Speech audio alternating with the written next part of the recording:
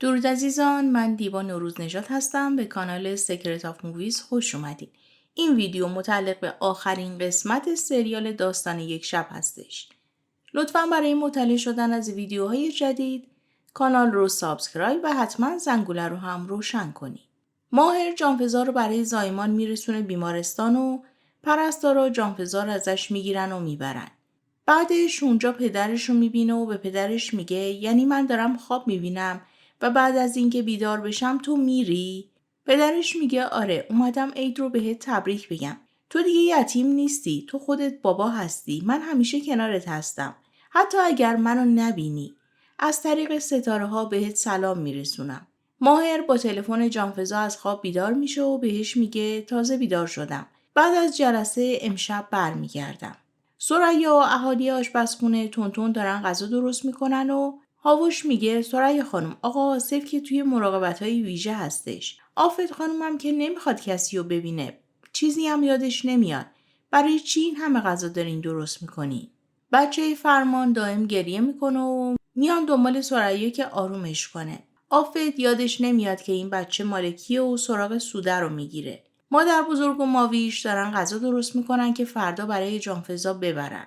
هاندان فرار کرده و الیز و ساره پیش مادر بزرگ میمونن. مادر بزرگ زیاد ساره رو تحویل نمیگیره و ساره میگه آره دیگه، وقتی آدم بچه خودش نباشه گناهاش یادش نمیره. پس آقا کورشاد چی که این همه بدی کرده؟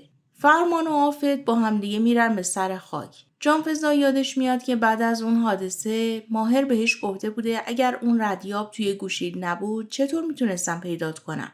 بعد از راشد پدر بزرگم ترومای ذهنیم شد. فلک میاد جانفزا رو صدا میکنه که ماهلامای روزشو بخوره. مافوق ماهر بهش میگه با انجام عملیات‌های موفق توی 4 نقطه متفاوت به 4 نفری که با پدر بزرگتون کار میکردن دسترسی پیدا کردیم. مبادا سرتون رو خم کنیم.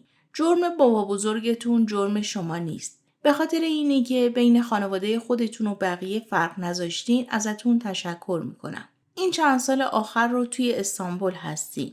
بهش تقدیرنامه میده. ساره رفته بیمارستان دیدن اوزان قراره 2 روز دیگه به زندان منتقل بشه، ولی به ساره میگه من فرار میکنم. تو و الیز رو هم با خودم میبرم و یه زندگی جدید برای خودمون میسازیم. ولی قبلش باید انتقامم رو از کورشاد بگیرم. ساره هنوز با صالح آشتی نکرده و توی خونه کورشاد احساس کلفت بودن میکنه.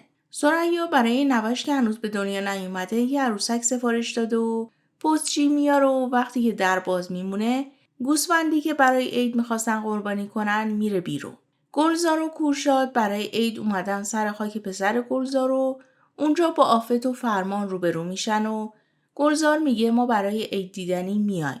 آفت کورشاد رو نمیشناسه و تازه اونجا متوجه میشه که نوش مرده و به فرمان میگه میدونی چرا اینا سرمون اومد؟ به خاطر اینکه با محمد قهر کردیم. زنگ بزن اونا هم بیان، ماهرم با خودشون بیارن.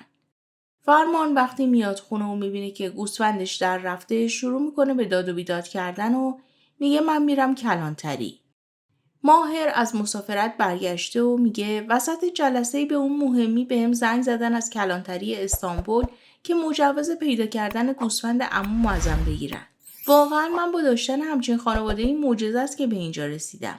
کورشاد برای نوش یه لباس نو برای عید خریده و بهش قول میده که فردا ببرتش پیش پدرش.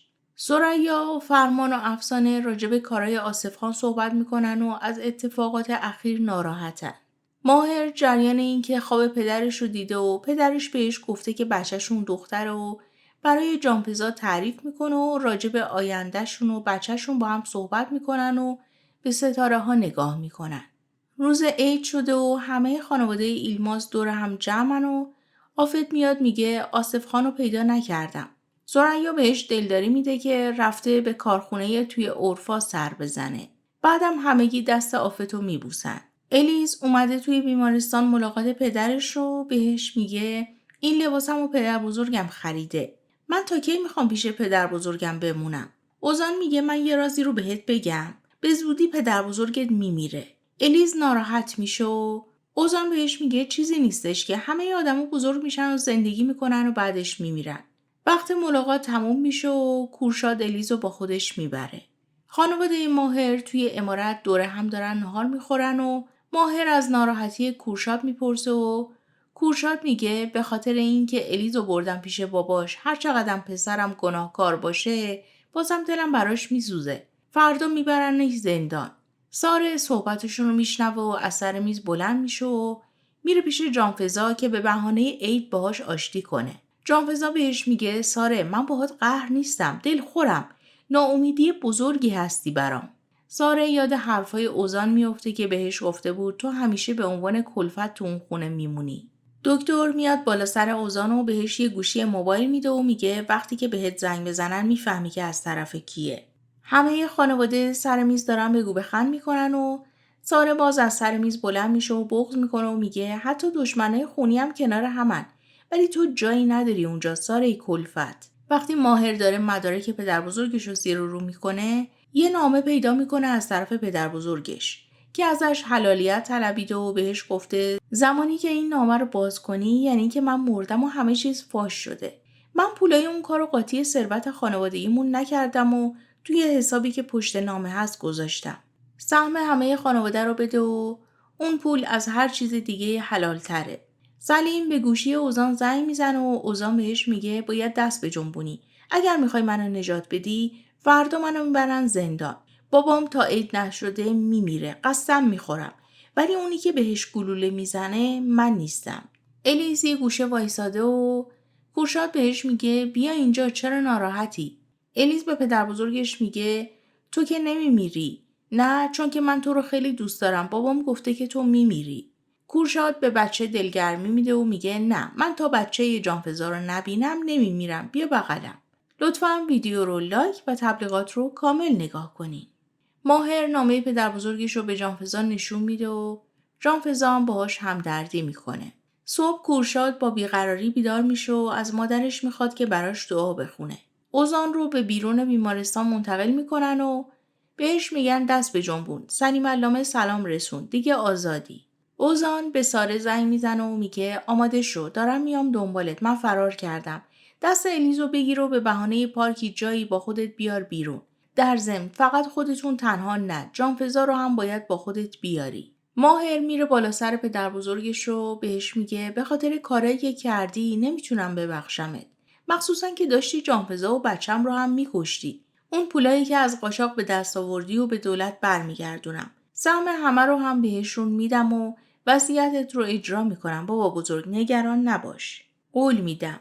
ولی بعد برمیگرده و میگه این آخرین باریه که اومدم اینجا. حلالت میکنم. هر چیزی که هست بین تو و بابام بمونه. بعد از اینکه ماهر داره از اتاق میاد بیرون پرستارا میریزن تو اتاق و میگن داریم مریض رو از دست میدیم. ساره به جانفضا زنگ میزنه و میگه من دارم از اینجا میرم. برای آخرین بار میخوام باهات صحبت کنم. یه ساعت برام وقت بذار. جانفضا میگه خب بیا عمارت، ولی ساره میگه نه من اونجا استرس میگیرم. بیا بریم بیرون و یه قهوه بخوریم. اوزان روبروی ساره توی ماشین نشسته و میگه چی شد؟ ساره میگه ببین بچت رو هم که گرفتی. بی خیال انتقام از کورشاد شو و بیا با هم دیگه بریم. اوزان میگه نه تا این حساب رو صاف نکنم جایی نمیرم. جانفضا موقعی که داره میره نمیتونه با ماهر تماس بگیره و اسلحه‌ای که ماهر بهش داده بوده رو میذاره توی کیفش و میره. کورشاد به فکر اینکه همراه اوزان باشه میره بیمارستان و اونجا بهش میگن فرار کرده. ساره میاد دنبال جانفضا و وقتی که جانفضا میشینه توی ماشین اوزان رو میبینه و شروع میکنه به داد و بیداد کردن و نمیتونه فرار کنه. ماهر بلافاصله بعد از رفتن جانفضا میرسه خونه و خبر فوت پدر بزرگش رو به همه میده. از کلانتری به ماهر زنگ میزنن و خبر فرار اوزان رو بهش میدن. ماهر از ثریا سراغ جانفضا رو میگیره و اونم بهش میگه که با ساره رفته بیرون. وقتی که ماهر زنگ میزنه اوزان نمیذاره جواب تلفنشو بده و تلفن جانفضا و ساره رو از هر دوشون میگیره و قبل از اینم که دنبال جانفضا برن به راننده گفته بوده که الیزو به یه آدرسی به بیکوز برسونن. عکسای تهدید جانفضا رو برای ماهر میفرسته و بهش میگه اگر یه پلیس همراهت بیاد تو سر جانفضا شلیک میکنم. برای کورشادم همون پیام و عکس رو میفرسته. اوزان جانفضا رو به صندلی بسته و بهش میگه وقتی که ماهر و کورشاد اومدن میفهمی که میخوام چی کار کنم. کورشاد و ماهر هر دو دارن به سمت لوکیشن اوزان میرن. ساره بیرون اتاقی که جانفضا هست مونده و پیش خودش میگه یعنی من کار بدی کردم. ماهر و گورشاد همزمان میرسن و اوزان تصویری بهشون زنگ میزنه و به پدرش میگه به هیچ وجه به من نگو پسرم. دارایی با ارزشت کنارته. امروز تسویه حساب میکنیم. جانفضا شروع میکنه به گریه کردن و ماهر بهش میگه عزیزم طاقت بیار. گورشاد میگه تو با جانفضا دشمنی نداری که. بیا با من حسابتو صاف کن. اوزان میخنده و میگه هر دوتون ساکت باشین. اگر میخواین جانفضا زنده بمونه باید تو بمیری بابا. میخوام جلوی چشمام به درک واصل بشی. من مثل تو نیستم که تو میخواستی منو بکشی. من تو رو نمیکشم. ماهر باید تو رو بکشه. ماهر تمام اتفاقاتی که با کورشاد براش پیش اومده رو تو این مدت مرور میکنه. به کورشاد شلیک میکنه و جانفضا هم شروع میکنه به زجه زدن. ماهر صدای شلیک میشنوه. به سمت جایی که جانفضا هست میدوه. اوزان با شلیک گلوله‌ای که از سمت ساره با اسلحه جانفضا بهش زده شده میفته روی زمین. ساره دست و پای جانفضا رو باز میکنه و بهش میگه سریع فرار کن. جانفضا به سمت ماهر فرار میکنه و همدیگر رو بغل میکنن. 6 سال بعد دختر جانفضا و ماهر توی بغلشون از خواب بیدار میشه. گلزار اومده دیدن آفت و آفت هم ذهنش به 15 سالگیش برگشته و فکر میکنه که میخوان شوهرش بدن. ساره حامله است و میاد خونه مادر بزرگ و رابطه‌اش باهاشون خوب شده. ولی از این ناراحته که صالح موقع زایمان نمیتونه بهش برسه و مادر بزرگ میگه ماویش برای زایمانت میاد. ماهر و صالح دارن با همدیگه گپ میزنن و چایی میخورن که پیامای خرید جانفضا براشون میاد. بچه افسانه توی مرکز خرید یه ماشین میذاره توی کیف مادرش. موقع خروج از مغازه فروشنده بهشون میگه دزد و با همدیگه درگیر میشن. فرمان داره از باغی که توی دنیزلی خریده و میخواد دامپروری بزنه برای ثریا صحبت میکنه که گلزار میاد و میگه آفت خانم گم شده. آفت رفته بیرون و داره دنبال آصف میگرده که توی فکر خودش اونو پیدا کنه و نذاره که شوهرش بدن. توی پارک میره با یه گروهی که دارن مصاحبه میکنن صحبت میکنه و راجع به پرت کردن جانفضا و سوده و اینکه از خونه فرار کرده تا شوهرش ندن صحبت میکنه. جانفضا و افسانه و زن فروشنده توی کلانتری هستن و جانفضا به ماهر زنگ میزنه که بیاد نجاتشون بده. آفت توی پارک نشسته و یه زنی میاد باهاش صحبت میکنه و متوجه میشه که مشاعرش رو از دست داده و بهش میگه بیا من تا یه ایستگاه میرسونمه. ماهر میاد کلانتری و با چرب زبونی از زن میخواد که شکایتش رو پس بگیره. زن آفت رو به همون کلانتری که ماهر اینا هستن میاره و وقتی ماهر میبینتش از زن تشکر میکنه و میگه این مادر بزرگمه. به آفت هم میگه بیا بریم امارت. آصف اونجا منتظرته. توی امارت تولد مریم دختر ماهر و جانفضا هست و همه جمع شدن و جشن گرفتن. کورشاد هم برای نوش کادو میاره. فردای اون روز جانفضا و ماهر و مادر بزرگ زودتر از همه به دنیزلی برمیگردن. آفت موقع خداحافظی به ماهر میگه به سلامت بریم محمدم. توی ماشین مادر بزرگ برای مریم داستان دختری رو تعریف میکنه که ماه اونو با خودش برد. مریم میگه مادر بزرگ این داستان الکیه نه؟ مادر بزرگ میگه کسی نمیدونه. شاید هم بعضی داستانها واقعی هستن. دوستان عزیزم اگر از این ویدیو خوشتون اومد لطفاً ویدیو رو لایک و برای دوستانتون بفرستین و نظراتتون رو هم کامنت کنین. ممنون که تا آخر ویدیو همراه هم بودین. خدا نگهدارتون.